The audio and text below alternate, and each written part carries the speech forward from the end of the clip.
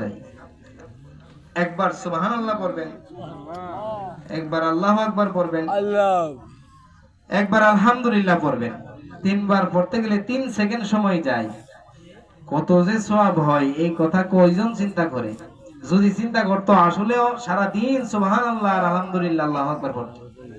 আমাদের সমাজে এখনো অনেক মুরব্বী বাবারা আছেন যাদের হাতে তসবিহ থাকে, তসবিহ না থাকলে আল্লাহ আঙ্গুলের মধ্যে সিস্টেম করে দিয়েছে, দেন চাই একটা বার চাইছেন নি 5টা আঙ্গুল আর 10টা আঙ্গুলের দিয়ে কোনদিন গাইড গুলো আল্লাহ কেন দিল? আমার আল্লাহকে যখন বলি আল্লাহ তুমি আমাদের আঙ্গুলের গাইড গুলি আঙ্গুল তো দিলে, তুমি আমাদের আঙ্গুলটাকে একেবারে সমান্তরাল দিতে পারতা। আমাদের হাতের আঙ্গুল গুলার মধ্যে এরকম বেড়ার মতো গাইড সিস্টেম কেন দিলা? আল্লাহ বলে ও হে আমার বান্দা, তোমার আঙ্গুলের গাইড গুলা দিয়েছি যেন হাত দিয়া যে তুমি গুনাহ করবা, আবার এই হাত দিয়া যখন তুমি আমার আল্লাহর নামগুলি গনে গনে গনে গনে পড়বা, আমি আল্লাহ তোমার এই আঙ্গুলের জিকিরের দ্বারা তোমার গুনাহগুলিরে, হাতের গুনাহগুলিরে মাফ করে দেই। সুবহানাল্লাহ বলেন না? আমাদের প্রত্যেকটা অঙ্গ প্রত্যঙ্গের জবান সেদিন হাসরের ময়দানে আল্লাহ তাআলা ভার করে দিবে। হাত কথা বলবে, পা কথা বলবে। পাও দিয়া হাইটটা কোন কাজ করতে গেছেন এই সাক্ষী পা দিয়া দিবে, লাভ নাই। হাত দিয়া কি গুনাহ করছেন এই গুনার সাক্ষীও দিয়া দিবে। আপনার আমার এই সমস্ত হাতের গুনাহ আর পায়ের গুনাহ, চোখের গুনাহ, মুখের গুনাহ, এই সমস্ত গুনার খবর যদি দুনিয়াবাসী জানতো এই মুহূর্তে, আপনারা আমারে কেউ সম্মান করতো না। তবে একজন জানেন, তিনি কে? আমার আল্লাহ বলেন ও আমার বান্দারা, রাতের বেলা তোমার মনের মধ্যে কি চিন্তা হলো আর কেউ না জানো। তুমি দুনিয়ার সবার কাছ থেকে বাঁচতে চাইলা, সবার কাছ থেকে আড়াল হইলা রে বান্দা, একটা বারও চিন্তা করলি না রে আমি তো আমার আল্লাহর চোখ থেকে এখনো আড়াল হতে পারি নাই। আল্লাহর চোখ থেকে আড়াল হওয়া যাবে? কখনো না। এরপরে আল্লাহ বলে বান্দা আমার, তুমি অন্তরের মধ্যে কি লুকায় রাখছো এটা কেউ না জানো। তুমি আবার 1 সপ্তাহ পরে কি করবা, 1 মাস পরে কি করবা, 1 বছর পরে তোমার জীবনে কি আছে এটা তুমি নিজেও জানো না। এটা জানি একমাত্র তোমার প্রভু আল্লাহ। সুবহানাল্লাহ বলেন না?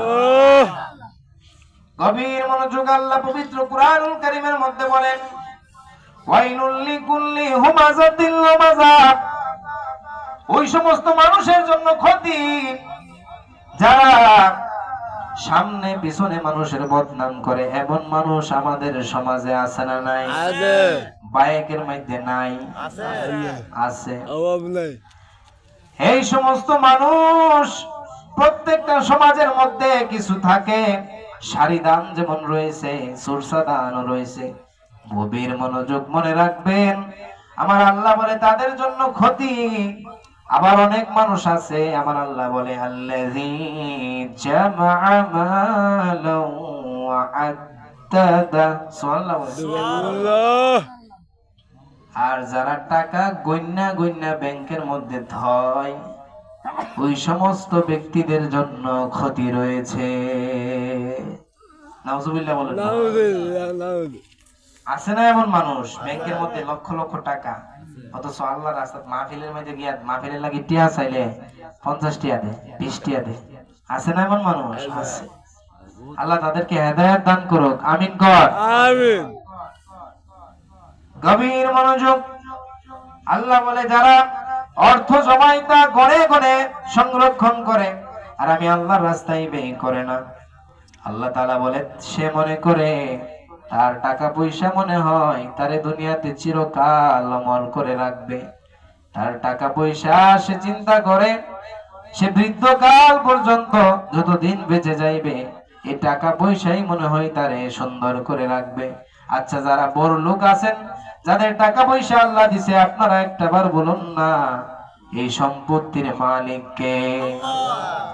আপনি আমি উপার্জন করি, কষ্ট করে টাকা রোজগার করি।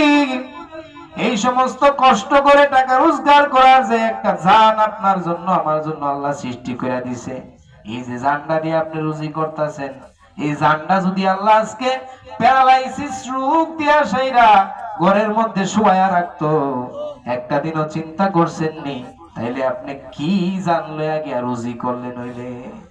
কথা ঠিক না বেঠে? গভীর মনোযোগ। একবার সাইয়েদনা মুসা আলাইহিস সালাম আল্লাহকে বলে, প্রভু তুমি কেন মানুষকে আবার দুনিয়াতে পাঠাইলা? আবার দুনিয়া মানুষ পাঠাইয়া আবার তুমি কেন মানুষকে মৃত্যু দিয়া দেও? কেরে আবার ফাড়াও, কেরে আবার তুমি লয়া ফরো? আল্লাহর কাছে মুসা নবী প্রশ্ন করে, আল্লাহ দুনিয়াতে মানুষ কি লিগে আবার ফাড়ান, আবার কি লিগে লয়া ফরে? হেরে হায়াত দিছেন, আবার কেরে হেরে মাইরালান? কথা যুক্তি আছে নি? আমার আল্লাহ বলে, মুসা আমি যা যা বলি তুমি তা তা করো। বলে, আল্লাহ আমার কি করব? আল্লাহ বলে, মুসা তুমি ধান ক্ষেত লাগাও। মুসা নবী ধান ক্ষেত লাগাইলো। আল্লাহ বলে, তুমি তোমার এই ধান ক্ষেতটাকে ভালোভাবে পরিচর্যা করো। আল্লাহর নবী মুসা ধান ক্ষেতটাকে ভালো করে সুন্দর করে পরিচর্যা করতে লাগলেন। ক্ষেত যখন বড় হয়ে গেল, ধান ধরে গেল, ধান যখন তিনি কেটে আনলেন, সুন্দর করে ধানটাকে বাইরাইয়া সুন্দর করে এই ধান থেকে চাউল উৎপাদন করলেন। সারি ধানগুলাকে এক সাইডে রাখিয়া দিলেন, আর সুরসা ধানগুলারে আরেক পাশে লইয়া দিলেন, ছাইরা দিলেন। এরপরে যে আসল ধানটা এটা নিয়ে আসিরা ধান ভাঙ্গায়া চাউল উৎপাদন করলো। আমার আল্লাহ বলে, মুসা তুমি উত্তর পাইছনি? সুবহানাল্লাহ বলেন না? মুসা নবী কও, না কিছু বুঝছি না তো। আমারে কইছেন ধান গাছ লাগাইতাম, ধান গাছ লাগাইছি, বড় হইছে, কাটলাম। উত্তর এখনো কিছু বুঝি নাই প্রভু হয় আমার, আমার একটু বুঝাইয়া যদি দিতেন। সুবহানাল্লাহ বলেন না? আল্লাহ বলে, মুসা তুমি তো বলেছ আমি আল্লাহ কেন দুনিয়ার মধ্যে মানুষ আমার পাঠাইলাম, আবার কেন তারে মৃত্যু দিয়া মরণ দিয়া তুলে নেই? ওরে মুসা তুমি যে ধান গাছটা লাগাইলা, জল জেন্ত ধান গাছটারে তুমি মুসা কাইট্টা লাইলাম, এই গাছটা কি আর জেতা আসেনি? বলেন না। বলে, তুমি নিজেই গাছটা লাগাইলা, নিজেই গাছটারে কাটলা। বলে, আল্লাহ এটা তো বুঝতে পারলাম। তারপর বলে, তুমি ধান যখন আনলা, ধান চুরার পরে সারি ধানটাকে নিজে এক পাশে রাখা দিলা, আর সুরসা ধানটাকে আরেক পাশে রাখা দিলা। তুমি যেভাবে সারি ধানটাকে আলাদা করছো আর সুরসা ধানটাকে ফালাইয়া দিছো, আমি আল্লাহ দুনিয়ার মধ্যে মানুষ পাঠায়া দেয়, এক সমস্ত মানুষ যারা দুনিয়াতে ভালো কাজ করে, আমি আল্লাহ এটা বোঝানোর জন্য একমাত্র তাদেরকে দুনিয়াতে পাঠাই। আবার মরণ দিয়া তুল্লা নেই, তুল্লা নিবার পরে আমি ভাগ করি, মুমিনদেরকে মুমিনদের এক সাইডে নিয়ে যায়, আর সুরসা দানগুলার অনুমান তুলনা হইল ওই সমস্ত কাফের মুশরিক মুনাফিকদেরকে আমি আর এক সাইড করে ফেলি। সুবহানাল্লাহ বলেন না? মুসা নবী কত সোজা উত্তর, আমি তো বুঝতেই পারলাম না। তুমি যে সারি দানগুলার এক সাইড করে লাইছো, আমার মুমিন বান্দাটিরও আমি মৃত্যুর পরে এক সাইড করে নেই।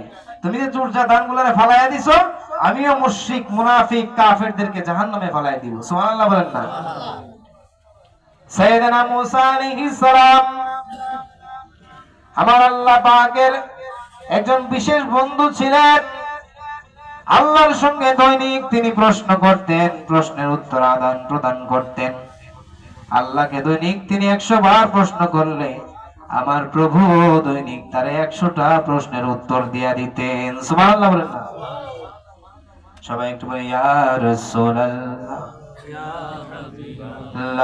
ইয়া রাসূলুল্লাহ, আমারি মতের নিদান কালে থাকিও নবী গো আমার শিয়রে, আমারি মতের নিদান কালে থাকিও নবী গো আমার শিয়রে, দেখিব আপনাকে দুই নয়ন ভরে, ইয়া রাসূলুল্লাহ, ইয়া হাবিবাল্লাহ, ইয়া রাসূলুল্লাহ, অন্ধকার কবরে যখন নিবে আমাকে, অন্ধকার কবরে যখন নিবে আমাকে, লয়েন গো নবীজি কোলেতে আপনার, করিব সালাম কদম ধরিয়া, ইয়া রাসূলুল্লাহ ইয়া হাবিবাল্লাহ ইয়া রাসূলুল্লাহ।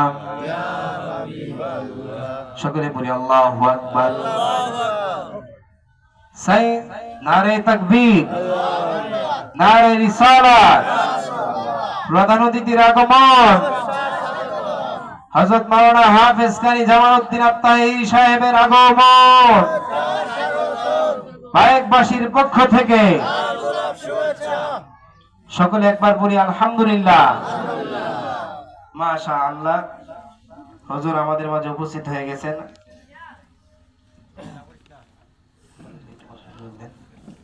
আমি আমার আলোচনা ইতি টেনে